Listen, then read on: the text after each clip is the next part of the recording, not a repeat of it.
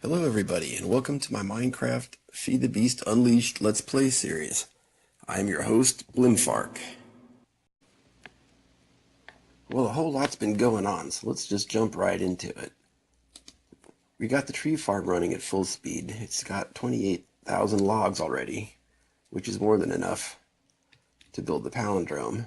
And we've already made over 10,000 pieces of obsidian. Another interesting development is right here in this deep store. We've got 353,000 ink sacks. Now that started out when I was running low on ink for Mystcraft ages, and so I grabbed a safari net and captured a squid. I dropped the squid in some water next to a rancher where he's been ever since, and ended up with this amazing stream of ink sacs coming out. I've created this ugly setup here for the ender bees, which are really paying off. I've upgraded the bee houses to alvearies and automated them with pipes, so now the mysterious combs that they make are sent by tesseract back to the overworld. First, the mysterious combs go through a centrifuge, and then they go to this auto crafting station here where they get turned into pulsating mesh. Then the mesh moves on to a carpenter where it gets turned into ender pearls. The setup could be a lot more efficient because it's still difficult and dangerous to keep the alvearies stocked with frames because of the constant bee stings, not to mention the endermen.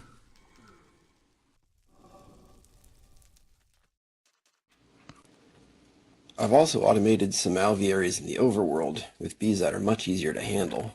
These are my sorceress bees. They make mundane combs along with a fair amount of drones. I also have some marsh bees that make mossy combs. But my biggest producers by far are the wintry bees who make frozen combs. I'm very excited about the bees, and I hope as the game progresses I'll be able to unlock their full potential.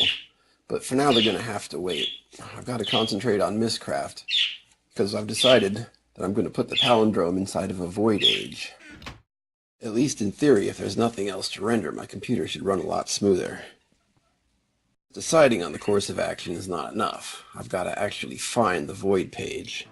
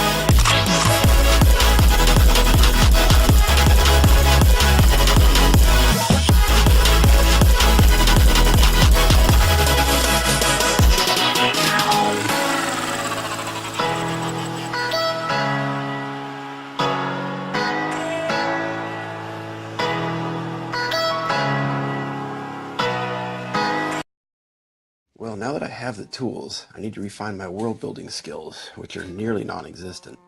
The first world I built, Age 2, had only one page, which was a link panel. That was all I needed to create a stable, although completely random world. The next couple of ages I wrote were more complicated, but also unstable. I was able to get some of the things I wanted, like glowstone spheres, but the ages had bad effects like mining fatigue or constant lightning strikes. I did some research on Mystcraft by watching some videos from Direwolf20, Hypnotized, and Jumpsplat120, and by the 5th age I finally created a friendly plains world. By now I was beginning to have shortages of things like copper, tin, and redstone. It was definitely time to build a quarry, and so why not build a new age to put it in? I decided to take what I learned so far and make Age 6, a single Badlands biome with a zero-length sun frozen at the zenith. Well, I got a stable single biome, Badlands, which was the most important part of what I wanted. The sun, however, refused to stand still for me. That was a bit of a disappointment because I was thinking of using solar power to run the quarry. But it doesn't matter. I found a small lake of lava, plopped down the pump and 3 magmatic engines to run the quarry. Then I put an item tesseract on top of the quarry, so everything that gets dug up, or that dug up, was sent to the base and sorted by the logistics system. I wanted to use a Badlands biome because I quarried one once before and found a huge amount of rubies, and they can be substituted for diamonds in some recipes. I wanted to know if lots of rubies was the norm for the Badlands. Also, they contain lots of clay, which is harder to come by in the overworld. Of course, after a little while, the lava ran out and the quarry stopped digging. I replaced the pump with a liquid tesseract and started work on Age 7, a single biome lava ocean world with a blue sun frozen at the zenith. The first time I clicked the link book, it took so long for the world to generate I thought I crashed the computer. The first thing I noticed was the lag. I mean, it was real. I did get the lava ocean part, and also the stone and snow block spheres that I'd asked for, but once again, I did not get a stationary sun. Instead, a moon was frozen overhead. It didn't matter here, though. The lava was the power source that I wanted, and there was plenty of it. But that was actually causing some problems. It takes a bit of time for the computer to render liquids in Minecraft, and here I was surrounded by an ocean of lava as far as I could see. And once I started pumping, things just got worse, because now instead of just drawing the source blocks, the computer had to draw the lava flowing toward the pump.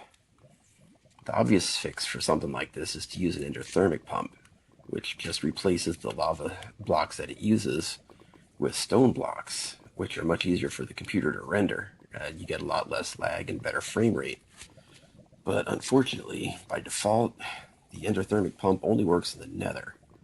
So, I'm sorry, I cheated a little bit. I went into the X-Ray Utilities config file and changed the all dimensions valid for ender pump variable from false to true. I mean, this is exactly what the pump was designed for, and not using it here is just silly. So, now my quarry has an endless supply of lava, I'm dealing with less lag, everyone's a winner. So while the quarry builds my stockpile of resources back up, I've been trying to create the ideal void age to hold the palindrome. So far I've created 8 different void worlds. Some are kind of nice, others have bad effects, but so far I haven't got it quite right yet. Hopefully in the near future I'll be starting construction on the palindrome in a suitable void age. But for now I'm going to keep trying to add to and refine what I've learned about Mystcraft so far. This is an amazing and powerful mod that I'm having a lot of fun with. It's easy to get started, and I totally recommend you give it a try. Just remember, always bring a linking book back to the overworld. If you die in a Mystcraft age, that's where you respawn, not back in the overworld. Well, before I go, I want to show you some of the advances I've been making in auto-crafting here at the base. I've added some more machines to the auto-crafting room. So far I'm able to automatically process most ores, grind cobblestone to sand, cook sand into glass, create glass bottles, and then fill them with water to brew potions or make into Mystcraft ink. This one processes tin ore. I'm using an induction smelter on the tin because I want to collect the rich slag that's produced as a byproduct. I have a switch here to turn it on and off because this machine uses sand and I don't have a lot of that yet. Upstairs I've set up several more logistics auto crafting tables to create all the different colors of dye, starting with ink sacs and using minium stones. Well, I think this looks like a good place to end the episode. Sorry it took so long for me to post it, but I'm lazy. In the next episode, I think we're going to step back and take a look at one of the mods that enabled me to get to this point of the game. So until next time, this is Blimfark, signing out.